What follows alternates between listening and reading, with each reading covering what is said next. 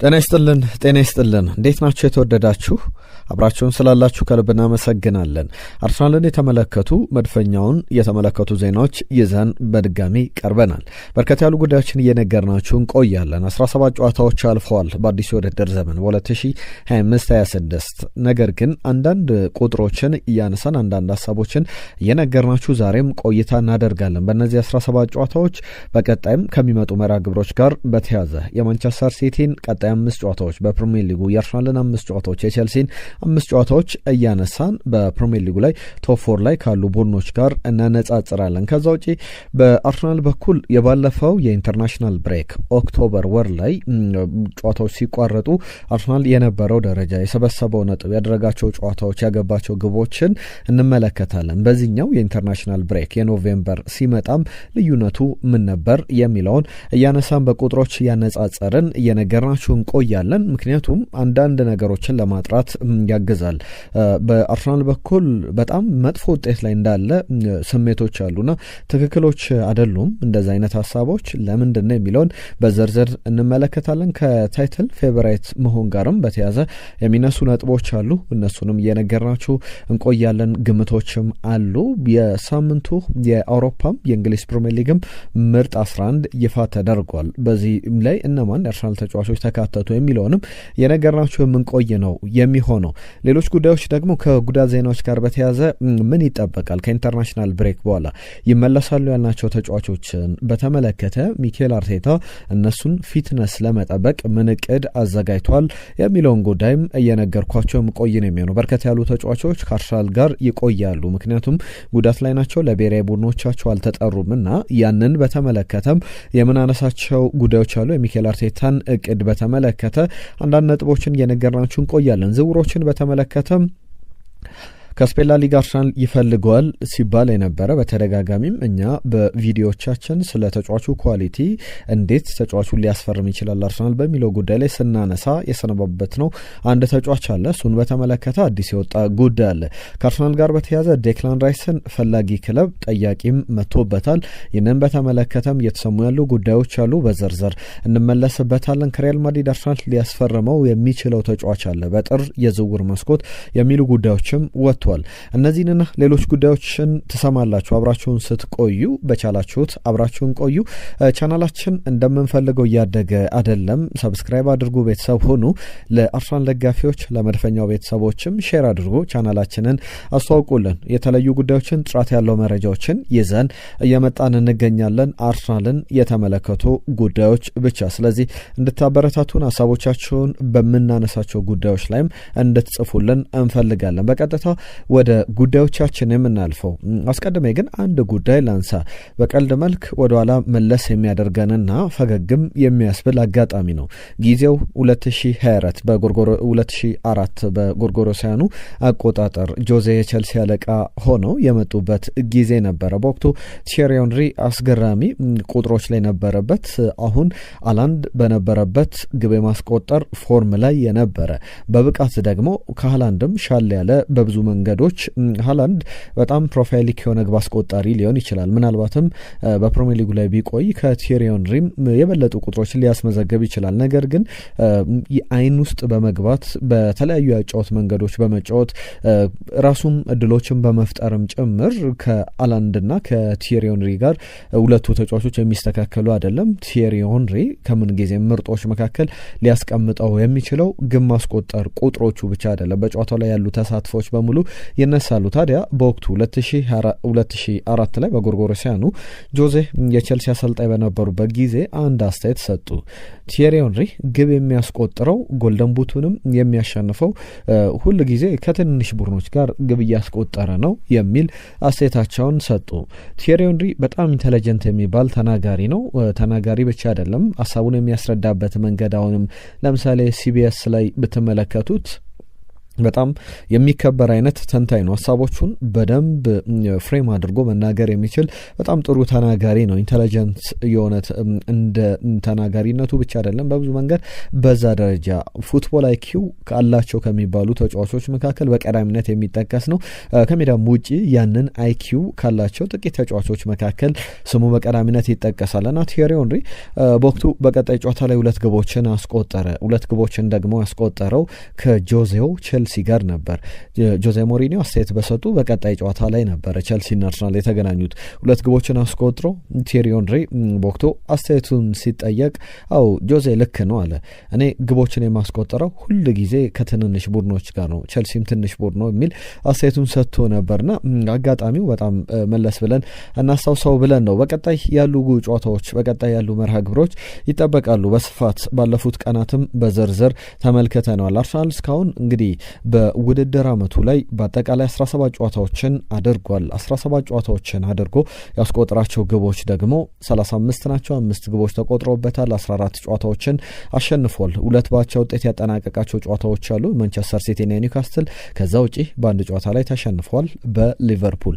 እነዚህን ጉዳዮች የምናነሳው በእነዚህ 17 ጨዋታዎች ላይ አርሰናል በጉዳት ምን ያክል ተቸግሮ እንደነበረ የሚያሳዩ ቁጥሮችን አንስተን ስለ ጉዳት ዜናዎች ምን ይጠበቃል የሚለውን ጉዳይ አንስቼላችሁ ወደ ሌሎች ነጥቦቻችን የምናልፍ ነው የሚሆነው። 2ቱን ኦክቶበርና ኖቬምበር ኢንተርናሽናል ብሬክ ወቅቶችንም ደግሞ እናነጻጽራለን። ከጉዳት ዜናዎች ጋር በተያያዘ መለስ ብለን በዝርዝር እንመለከተዋለን። ነገር ግን አርሰናል በውድድር አመቱ 17 ጨዋታዎችን ሲያደርግ በተለይ ደግሞ ከፊት መስመር ላይ ስንት ተጫዋቾችን በጉዳት አጥቶ ነበር የሚለውን ጉዳይ ላንሳላችሁ። ለምሳሌ ባለፉት 10 ወራት በጉዳት ከሜዳ ርቆ የነበረው አሁንም ወደ ጨዋታ ያልተመለሰውና ሙሉ ልምምድ ከዋናው ቡድን ጋር መስራት የጀመረው ጋብሪኤል ጄሱስ ሙሉ 17ቱም ጨዋታዎች አልፈውታል። ከሃቨርትዝ ዘንድሮ በጥሩ ብቃት ላይ ይገኛል ተብሎ በተለይ አንዳንድ ያቸው ፍንጮች ነበሩ። በቅድመ ውድድር ዘመን ዝግጅት ፕሪሲዝን ላይ ከሃቨርትዝም ቢሆን 16 ጨዋታዎች አልፈውታል። 1 ጨዋታ ብቻ ነው የተሰለፈው። ኖኒ ማዱዌኬን አዲሱን ፈራሚ ደግሞ ላንሳላችሁ። በውድድር አመቱ ድንቅ ጅማሩ አድርጎ ነበር። ነገር ግን ያለፉትን 12 ጨዋታዎች በሙሉ ኖኒ ማዱዌኬን የሚኬል አርቴታ ቡድን ማጫወት መገልገል አልቻለም። በጣም ብዙ የሚባሉ ናቸው። ጋብሪኤል ጄሱስ 17፣ ከሃቨርትዝ 16፣ ኖኒ ማዱዌኬ 12 ጨዋታ። በተመሳሳይ አምበሉን የቡድኑ መሪ የሚባለውን የቡድኑ ክሬቲቭ ተጫዋች የሚባለውን የቡድኑ ሞተር ኤንጂን የሚሉትን ደግሞ ማርቲን ኦዴጋርድን እንመልከት። ማርቲን ኦዴጋርድ እስካሁን በውድድር አመቱ ላይ ስንት ጨዋታ የተጫወተ ይመስላችኋል? ብዙዎቻችሁ በርከት ያሉ ጨዋታዎች ላይ እንዳያችሁት ልታስቡ ትችላላችሁ። ነገር ግን ኦዴጋርድ 12 ጨዋታዎች አልፈውታል። 12 ጨዋታ በጉዳት ምክንያት በአርሰናል የዘንድሮ 17 ጨዋታዎች ላይ መጫወት አልቻለም። ያ ማለት 5 ጨዋታዎችን ብቻ ነው ማርቲን ኦዴጋርድን የተመለከታችሁት። ጋብሪኤል ማርቲኔሊ እንመልከት። 4 ጨዋታዎች አልፈውታል። ከዛ በተጨማሪ 2 ወሳኝ ተጫዋቾች ዊሊያም ሳሊባን ስንመለከት 2 ጨዋታ አልፈውታል። ቪክተር ዮኬሬሽን ስንመለከት 2 ጨዋታዎች አልፈውታል። እነዚህ ሲደማመሩ በደንብ ከተጫዋቾቹ ጋር በተያያዘ በርከት ያሉ ተጫዋቾችን በተለያዩ እንዲሁ የመጀመሪያ ሳምንታት ላይ ለምሳሌ የመጀመሪያው ጨዋታ ላይ ከሃቨርትዝ ጉዳትን አንስተን ነበረ። የማንቸስተር ዩናይትድ ጨዋታ ላይ ከሃቨርትዝ በዛ ጨዋታ ላይ ተጎድቶ ወጣ። ቀጣይ ጨዋታ ላይ ደግሞ የተጎዳው ማርቲን ኦዴጋርድ ነበረ። ቀጣይ ቡካዮ ሳካ ራሱ ጥቂት የሚባሉ ጨዋታዎች አላለፉትም፣ ያልነበረባቸው ጨዋታዎች ነበሩ። ከቡካዮ ሳካ በኋላ ኖኒ ማዱዌኬ በቀጣይ ጨዋታ ላይ ተጎዳ። እንዲህ ያለ በየሳምንቱ በርከት ያሉ ተጫዋቾች በጉዳት ምክንያት ከሜዳ ሲርቁ የተመለከትንበት ነበረ። የውድድር አመቱ ጅማሮ በጣም አሳሳቢ ነው። አሁን ከጉዳት ዜናዎች ጋር ምን አዲስ ነገር አለ? ባለፈው ቅዳሜ ዕለት አርሰናል ጨዋታውን ከማድረጉ በፊት ስለ ኖኒ ማዱዌኬ ብዙ ሀሳቦች ሲሰጡ ነበረ። በተለይ ደግሞ ኮሊንግስ ካነሷቸው ጉዳዮች መካከል ኖኒ ማዱዌኬ በጨዋታው የማች ዴይ ስኳድ ላይ ሊካተት ይችላል ሲባል ነበረ ከሰንደርላንድ ጋር በነበረው ጨዋታ ላይ። ነገር ግን የአርሰናል ቡድን አመራሮች በተለይ የዚህ የሕክምና ቦርዱ የሕክምና ባለሙያዎቹ የወሰኑት ውሳኔ በጋራ አንድ ነገር ነበረ። ኖኒ ማዱዌኬ መጫወት ይችላል፣ አዎ መጫወት ይችላል። ነገር ግን ሪስክ ከምንወስድ ተጫዋቹ በቀጣይ ጨዋታዎች ላይ ቢመለስ ይሻላል፣ የተሻለ የሚሆነው ያ ነው። ስለዚህ በቀጣይ ከኖቬምበር የኢንተርናሽናል ብሬክ በኋላ ኖኒ ማዱዌኬን አርሰናል ያገኘዋል። በኦክቶበር ወርም ጉዳት ላይ ነበረ። አሁን በኖቬምበር ወር ላይም ይመለሳል። ስለዚህ ተጫዋቹን አርሰናል ከኢንተርናሽናል ብሬኩ በኋላ በትክክል ያገኘዋል። ሌሎችን ተጫዋቾች ደግሞ ላንሳላችሁ። ገብርኤል ሱስ ሙሉ ልምምድ መስራት ጀምሯል። የፊትነሱን ነገር ቶሎ ማምጣት የሚችል ከሆነ በቀጣይ የጨዋታ ላይ የቶትናም ጨዋታ ላይ ይሰለፋል። ማረጋገጫዎች ግን በአርሰናል በኩል በቀጣይ ይጠበቃሉ። ቪክተር ዮኬሬሽ፣ ካይ ሃቨርትዝ፣ ጋብሪኤል ማርቲኔሊ፣ ማርቲን ኦዴጋርድን ደግሞ ስንመለከት ሁሉም ፊትነሳቸው ለመጠበቅና በጥሩ ደረጃ ላይ ለመድረስ ጥረት እያደረጉ ይገኛሉ። ቢያንስ ቪክተር ዮኬሬሽ፣ ማርቲን ኦዴጋርድ እንዲሁም ኖኒ ማዱዌኬና ማርቲኔሊ በደንብ በጥሩ ብቃት በጥሩ ፊትነስ ከኢንተርናሽናል ብሬኩ በኋላ ይደርሳሉ ተብሎ ይጠበቃል። በቀጣይ ቀናት ግን ሚኬል አርቴታ ይህንን ስኳድ በጣም በጥሩ ብቃት ለመመለስ ብቃታቸውንም ብቁ ለማድረግ እያሰበ ያለው ነገር አለ። ይህም በቀጣይ ጨዋታዎች ይዘጋጃሉ። በኤምሬትስ ስቴዲየም የሚደረጉ በዚህ በሶባ ሪያሊቲ ሴንተር ትሬኒንግ ሪያሊቲ ሴንተር ደግሞ ወይም በቀድሞ የለንደን ኮሎኒ በሚደረጉ የዝግጅት ጨዋታዎች በዝግ ስቴዲየሞች ጨዋታዎችን ለማድረግ አስቧል ሚኬል አርቴታና በኢንተርናሽናል ብሬክ ወቅት ላይ ያንን ደግሞ የሚያደርገው ለነዚህ ተጫዋቾች ዝግጁ እንዲሆኑ ለማድረግ ነው። እነዚህ ተጫዋቾች የማች ፊትነሳቸው ለማምጣት ቀጣይ የቶትናምን ጨዋታ አይደለም መጠበቅ ያለባቸው በሚል ሚኬል አርቴታ በደንብ በጥሩ ዝግጅት በቀጣይ በውስጥ የሚወጡ መረጃዎች ይኖራሉ፣ ወደ እናንተ እናደርሳለን። ጨዋታዎቹ ሲኖሩ ከነማን ጋር ሚኬል አርቴታ ያደርጋል። ከዚህ በፊት ለምሳሌ በተደጋጋሚ ከነ ዋትፈርድ ጋር ከነ ኖርዊች ጋር ጨዋታዎችን በዝግ ስቴዲየም ሲያደርግ ተመልክተናል። በሶባ ሪያሊቲ ትሬኒንግ ሴንተር ማለት ነው። አሁንም እነዚህ የጨዋታዎች ደግሞ በደንብ የሚጠበቁ እንደሆኑ በስፋት እየተዘገበ ይገኛል። በሚኬል አርቴታ በኩል ፉትቦል ለንደን ሌሎችም ይዘውት የወጡት ዘገባ የማች ፊትነሳቸው ለመጠበቅ የሚደረጉ ጥረቶች አሉ። ማች ፊትነስ ማለት ተጫዋቹ ጉዳት አለበት ማለት አይደለም። ነገር ግን በጨዋታው ላይ ብቁ እነሱ ብዙ ነገሮችን ከግምት ያስገባሉ። ፊትነሳቸው ብቁ ካልሆነ ለጨዋታው ተክለ ሰውነታቸው ጉዳት ላይ ባይሆኑም መሮጥ ቢችሉም ነገር ግን መሮጥ ብቻ በቂ አይደለም።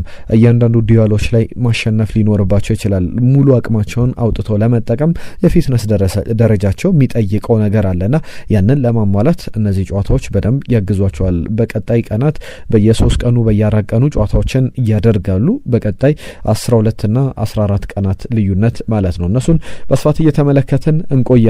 የሚኬል አርቴታን ቡድን በተመለከተ በሳምንቱ መጨረሻ እንግዲህ የአውሮፓ ምርጥ በላይቭ ስኮር ደግሞ የፕሪሚየር ሊጉ ምርጥ ይፋ ተደርጓል። በፕሪሚየር ሊጉ ምርጥ ላይ የማንቸስተር ሲቲ 3 ተጫዋቾች አሉ፣ ዲያዝ፣ ጎንዛሌዝ እና ዶኩ። የቼልሲ ደግሞ 4 ተጫዋቾች አሉ፣ ቻሎባ፣ ጉስቶ፣ ኔቶ እና ፈርናንዴዝ፣ ኤንዞ ፈርናንዴዝ። በሰንደርላንድ በዚህ በብሬንትፎርድ በኩል ካዮዴ ያለ ማይክል ካዮዴ ይጠቀሳል። በአርሰናል በኩል ቡካዮ ሳካ በዚህ ምርጥ ሳምንቱ ምርጥ ተጫዋቾች መካከል በላይቭ ስኮር የተመረጠ ተጫዋች ነው። የአውሮፓ 365 ስኮርስ የአውሮፓ ምርጥ 11ን ይፋ ሲያደርግ በተመሳሳይ እነ ሮበርት ሌቫንዶቭስኪ፣ ዶኩ የተካተቱበት ነው። ዶኩ 9 ከ10 አግኝቷል። ሮበርት ሌቫንዶቭስኪ 9.5 ከ10 ያገኘበት ነው። ቡካዮ ሳካ 8.6 ከ10 አግኝቶ እዚህ ዝርዝር ውስጥ የተካተተ ብቸኛው የአርሰናል ተጫዋች እንደሆነ ተመልክተናል። ሁለቱን የዚህ የኢንተርናሽናል ብሬክ ወቅቶችን ደግሞ ላነጻጽርላችሁ። ቅድም መግቢያ ላይ በጨረፍታ ሳነሳው ነበረ። በእነዚህ የኢንተርናሽናል ብሬክ ወቅቶች ላይ የኦክቶበርና የኖቬምበር ወር የኢንተርናሽናል ብሬክ ወቅት አርሰናል ያደረጋቸው ጨዋታዎች አሉ። 4 ጨዋታዎችን አድርጓል። በፕሪሚየር ሊጉ ከኢንተርናሽናል ብሬኩ በፊትና በኋላ የነበሩ ለውጦችን እናነሳለን። አርሰናል በደካማ ብቃት በደካማ ውጤት ያጠናቀቀ የሚመስላቸው የአርሰናል ደጋፊዎች፣ ሌሎችም የተቃራኒ ቡድን ደጋፊዎችም ያነሳሉ። ነገር ግን በትክክል እንደዛ የሚታይ አይደለም።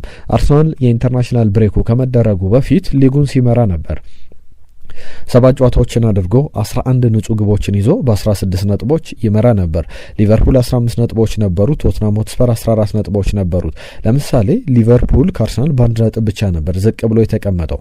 ከ4 ጨዋታዎች በኋላ ግን አርሰናል በ8 ነጥብ ከሊቨርፑል ይበልጣል። ይህንን የነጥብ ልዩነት ወደ 10 የማድረግ እድል ነበረው በእርግጥም። ነገር ግን ያንን ሰንደርላንድ ጨዋታ ላይ ስቴዲየም ኦፍ ላይት በጣም ከባድ በነበረው መርሃ ግብር ባቻ ውጤት አጠናቋል። መጥፎ የሚባል ውጤት አይደለም፣ በብዙ ነገር ያንን መመልከት ይቻላል።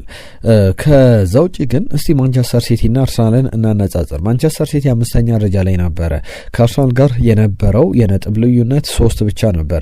አርሰናል 16 ነጥብ፣ ማንቸስተር ሲቲ 13 ነጥብ፣ በማካከላቸው የ3 ነጥብ ልዩነት ነበረ።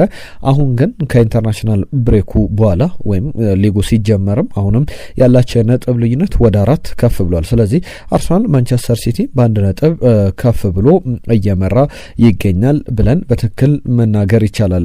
ማንቸስተር ሲቲ በነበሩ 4 ጨዋታዎች የሰበሰበው 9 ነጥብ ነው። 3ቱን አሸንፏል፣ በአንዱ ተሸንፏል። አርሰናል ደግሞ በ3ቱ አሸንፏል፣ በአንዱ አቻ ወጥቷል፣ 10 ነጥቦችን ሰብስቧል። ስለዚህ በማዕከላቸው የነጥብ ልዩነት የነበረውን አርሰናል አስፍቶ ነው ኢንተርናሽናል ብሬኩን ያጠናቀቀው። ስለዚህ ይህን እንደ መጥፎ ውጤት መመልከት በጣም አስቸጋሪ ነው። ቸልሲንም ብንመለከት በቶፕ 4 ላይ አልነበረም፣ አሁን ወደ ቶፕ 4 መጥቷል። ነገር ግን የነጥብ ልዩነታቸው በጣም ሰፊ አልነበረም። በኢንተርናሽናል ብሬክ ወቅት ላይ የነበረው ልዩነት ስንመለከት ሌላ ማነጻጸሪያ ቁጥር ላንሳላችሁ። ስለ አርሰናል አንድ ናሬቲቭ አለ ብዙ በተደጋጋሚ የሚነገር ኮፕን ፕሌይ የግብ ዕድሎችን ከክፍት ጨዋታዎች የግብ ዕድሎችን አይፈጥርም ጭራሽ ተብሎ የሚነገሩ ናሬቲቮች የሚነገሩ ነገሮች አሉ። ትክክል ግን እንዳልሆነ በብዙ ነገሮች እናሳያቸዋለን። አንደኛው ቁጥር ኮፕን ፕሌይ አርሰናል እንዴት ምን ያክል ግቦችን ፈጠረ የሚለው ነው። ባለፈው የኢንተርናሽናል ብሬክ ወቅት ላይ የኦክቶበር ወር የኢንተርናሽናል ብሬክ ወቅት ላይ አርሰናል ኮፕን ፕሌይ ወይም ደግሞ ከክፍት ጨዋታዎች የግብ ዕድሎችን በመፍጠር የሊጉ 3 የመጨረሻ ቡድኖች ላይ ስሙ የሚጠቀስ ቡድን ነበር። ከዛ በኋላ ግን ከኢንተርናሽናል ብሬኩ በኋላ ሊጉ ዳግም ሲጀመር በተደረጉ የበርንሌ የብራይተን ሌሎችም ጨዋታዎች ስንመለከት ዌስትሃምንም የገጠመበት ጨዋታ አለ። በተደጋጋሚ እነዛን ጨዋታዎች ስንመለከት በደንብ የሚያሳዩት ነገሮች አሉ። አርሰናል በሊጉ ላይ ቶፕ 4 ላይ መግባት ችሏል በኦፕን ፕሌይ የግብ ዕድሎችን በመፍጠርና በተደጋጋሚም ያንን በደንብ ያልተነገረ ነገር ነውና ያንን ናሬቲቭም በደንብ አርሰናል መቀየር የቻለበት ነው። በሶስተኛ ደረጃ ላይ ይቀመጣል። በኢንተርናሽናል ብሬኩ ወቅት ደግሞ ብዙ የግብ ዕድሎችን በመፍጠር ከቼልሲ ከማንቸስተር ሲቲና ከሊቨርፑል በመቀጠል ሊቨርፑል 13.47 ኤክስፔክትድ ጎል ኮፕን ፕሌይ ፈጥሯል፣ ኤክስጂ ማለት ነው። ማንቸስተር ሲቲ 13.30፣ ቼልሲ 12.90፣ አርሰናል ደግሞ 10.70 ኤክስፔክትድ ጎል ከኦፕን ፕሌይ ወይም ከክፍት ጨዋታዎች የፈጠረበት ነበር። ለሁሉም እነዚህ በስፋት የሚነሱ ዝርዝር ጉዳዮች ናቸው። ባለፈው የማንቸስተር ሲቲ ጨዋታ ላይ አንድ የአርሰናል ክብረ ወሰን ላይ ለመሄድ ሊቨርፑል ግስጋሴ እያደረገ ነበረ። ያ ማለት አርሰናል 2001 2002 እነ ሮበርት ፒሬዝ እነ ቲየሪ ሄንሪ የነበሩበት ቡድን ላይ በተከታታይ 55 ጨዋታዎች ላይ ግብ አስቆጥሮ ነበረ። ሊቨርፑል በ44 ጨዋታዎች ላይ ግብ አስቆጥሮ በባለፈው ጨዋታ ላይ ያንን ያስቀጥላል ተብሎ ከማንቸስተር ሲቲ ጋር ነበር። ነገር ግን ማንቸስተር ሲቲ 3-0 አሸንፏል። ስለዚህ 44 ላይ ቆሟል። አሁንም ይህ የአርሰናል ብቻ ክብረ ወሰን ሆኖ ይቀጥላል። 55 ጨዋታዎች ላይ በተከታታይ ግብ በማስቆጠር በተለይ 49 ጨዋታዎችን ሳይሸነፍ ተጉዞ ያውቃል። አሁን ደግሞ ሌላ ቁጥር 55 ጨዋታዎች ላይ በተከታታይ ግብ አስቆጥሮ በመቀጠል 2001-2000 ውድድር ዘመን ላይ የያዘውን ክብረ ወሰን ሊቨርፑል ለማሻሻል እየገሰገሰ ነበረ። ነገር ግን ያ ቁጥር ላይ መድረስ ሳይችል በማንቸስተር ሲቲ ተሸንፏል። አሁን የፕሪሚየር ሊጉ የዋንጫ አሸናፊነት ፐርሰንቴጅ በኦፕታ ሱፐር ኮምፒውተሮች አሁን የኢንተርናሽናል ብሬኩ ከተጠናቀቀ በኋላ 63.6% ለአርሰናል የተሰጠ ሆኗል። ከዛ ውጪ ማንቸስተር ሲቲ ቁጥሩን በጣም አሻሽሏል። 73 ነጥቦችን ይዞ ያጠናቅቃል የሚሉ ግምቶች አሉ። አርሰናል አሁንም 80 ነጥቦችን ይዞ ያጠናቅቃል የሚሉ ግምቶች ተቀምጧል። እስካሁን ግን የነበረው ወይም የሰበሰበው ነጥብ 26 ነው ከ11 ጨዋታዎች። ስለዚህ በቀጣይ ቢያንስ ከ60 ነጥብ በላይ ይሰበስባል ተብሎ ይጠበቃል የሚኬል አርቴታ ቡድን። እነዚህ በዝርዝር የሚነሱ ጉዳዮች ናቸው። ማንቸስተር ሲቲ ግን የዋንጫ የማሸነፍ ቁጥሩን በኦፕታ ኮምፒውተሮች ግምት ወደ 22.94 ወይም 23 በመቶ ልንለው እንችላለን። በማዕከላቸው የ40 በመቶ ልዩነት አለ። አርሰናል 63 በመቶ፣ ማንቸስተር ሲቲ ደግሞ ብናጠጋጋው እንኳን 23 በመቶ እድሎች አሉት ይላል። ቶፕ ፎር ላይ ሊቨርፑልና ቸልሲ ይቀመጣሉ። ማንቸስተር ዩናይትድ 7ኛ ደረጃን ይዞ ያጠናቅቃል በሚል ሱፐር ኮምፒውተሮች ግምቶቻቸውን አስቀምጧል። ለሁሉም እነዚህ በዝርዝር የሚነሱ ጉዳዮች ናቸው። የዓለማችን በጣም ወጣት ከ18 ዓመት በታች 18 እና ከ18 ዓመት በታች ወጣት ተጫዋቾች ውድ ተጫዋቾች መካከል ኤታን ንዋኔሪ በዚህ ዝርዝር ውስጥ ተካቷል። ትራንስፈር ማርኬት ይፋ ያደረገው መረጃ ነው። ላሚን ያማል የሚገመት ነው 200 ሚሊዮን ፓውንድ የሚገመት ነው። ኩባርሲ 80 ሚሊዮን ዩሮ፣ ዊሊያም ኤስታቪዮ ቸልሲ ተጫዋች 60 ሚሊዮን ዩሮ፣ ፋኩንዶ ማስታንቶኖ በሪያል ማድሪድ በኩል 4ኛ ደረጃ ላይ ተቀምጧል በ50 ሚሊዮን ዩሮ። ኩዌንዳ የቸልሲ ንብረት ነው። በስፖርቲንግ ሊዝበን እየተጫወተ ይገኛል። ውድድር ዓመቱ ሲጠናቀቅ 2026 ላይ ወደ ቸልሲ ይመጣል። 45 ሚሊዮን ዩሮ ተገምቷል። ኤታን ንዋኔሪ 6ኛ ደረጃ ላይ ይመጣል በ45 ሚሊዮን ዩሮ። ከዚህ በፊት አርሰናል ይፈልጋቸዋል ተብሎ በዝውውር ሲነገሩ የነበሩት ሞራ እንዲሁም ደግሞ ቦንዲያ 40 ሚሊዮን ዩሮና 30 ሚሊዮን ዩሮ የሊሉ ቦንዳ እንዲሁም ደግሞ ሞራ የፖርቶ ተጫዋች ነው። 40ና 30 ሚሊዮን ዩሮ የተገመቱ ተጫዋቾች ናቸው። ለሁሉም በዚህ ወደ ዝውውር ጉዳዮች ልለፍና ከዝውውር ሀሳቦች ጋር በተያያዘ ብዙ የሚነሱ ጉዳዮች አሉ። በተለይ ደግሞ አርሰናልን በተመለከተ ሊያስፈርመው የሚችለው ሊያጣው የሚችለው ተጫዋች በሚል ከወደ ስፔን ስሙ እየተያዘ ይገኛል። ሪያል ማድሪድ 250 ሚሊዮን ዩሮ እንደመደበ እየተነገረ ይገኛል። እሱም ለሁለት ተጫዋቾች ነው። አንደኛው የቻቪ አሎንሶ ፍላጎት ከአርሰናል ዴክላን ራይስን ይፈልጋል ተብሏል። ከዛ በተጨማሪ 250 ሚሊዮን ዩሮ ለዴክላን ራይስ ብቻ አይደለም የመደበው። ነገር ግን አርሰናል ምን ያክል ገንዘብ ይገምቷል? ቢያንስ አርሰናል በስንት ሊሸጠው ይችላል? ግምቶቻችሁን አስቀምጡልን። ብራድሊ ባርኮላን እንዲሁም ደግሞ ዴክላን ራይስን ነው በ250 ሚሊዮን ዩሮ በቀጣይ ለማስፈረም እቅዶችን የያዘው። በዚህ መሀል ግን ካማቪንጋን፣ ሮድሪጎን መሸጥ ይፈልጋል ተብሎ በብዙ መንገዶች እየተነገረ ይገኛል። አሁን ፕሮፋይሉን በጣም አሳድጓል። ዴክላን ራይስ ከዌስትሃም ከመጣ በኋላ በጣም ሱፐርስታር ደረጃ በየትኛውም ክለብ በየትኛውም አሰልጣኝ የሚፈለግ አይነት ተጫዋች ሆኗል። ያንን በደንብ መመልከት ይቻላል። ቁጥሮች ያንን ያሳያሉ። ዴሊቨሪዎቹ በጣም ሃይብሪድ የሆነ ተጫዋች ነው ብለን በተደጋጋሚ አንስተናል። እንደ ፓትሪክ ቪዬራ በጣም ኳስ እየገፋ መሄድ የሚችል መከላከል የሚችል ተጫዋች ነው። እንደ ቤካም ደግሞ ዴሊቨሪዎቹ አስገራሚ የሆኑ ከዛ በተጨማሪ ግብ አስቆጣሪ ከሚባሉ አማካዮች ጋርም ከነ ስቲቨን ጀራርድ ከነ ፍራንክ ላምፓርድ ጋር የሚነጻጸር በጣም ፖስት ቱ ፖስት መጫወት የሚችል ጎል የሁለቱም የጎል ፖስቶች ላይ መድረስ የሚችል በመከላከሉ በማጥቃት አስደናቂ ተጫዋች ነውና ሪያል ማድሪድ የዴክላን ራይስን ፍላጎት እያሳየ ይገኛል የሚሉ ጉዳዮች በዝርዝር በተደጋጋሚ በተለያዩ ብዙሃን መገናኞች እየወጡ ይገኛሉና በእነዚህ ጊዜያት ላይ አርሰናል ተጫዋቹን በምን ያክል ገንዘብ ሊሸጠው ይችላል? የሚነካ የሚሸጥ ተጫዋች እንዳልሆነ ይታወቃል። ነገር ግን ቢያንስ ትልቅ ገንዘብ እንኳን ቢጠራ ተጫዋቹን መሄድ መውጣት ፈልጋለሁ ቢል እንኳን ያንን የሚል አይደለም። ለአርሰናል ያለውን ፍቅር በደንብ እየተመለከተ እንገኛለን። ግን አርሰናል በምን ያክል ገንዘብ ሊሸጠው ይችላል?